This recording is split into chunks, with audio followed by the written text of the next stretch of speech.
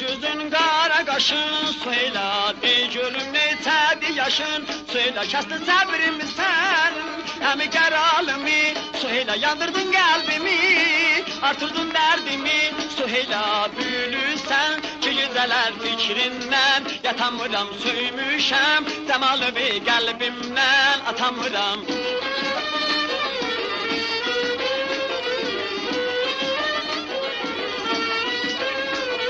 Mən ki sənsiz tək qalmışam, söylə eşqində bül saralmışam, söylə bu dünyada inan, səni çox sevərəm, söylə düşəsən əlimə, qədrini bilərəm, söylə bülürsən ki güzələr fikrindən, yatamıram söymüşəm, cəmalı bir qəlbimdən atamıram.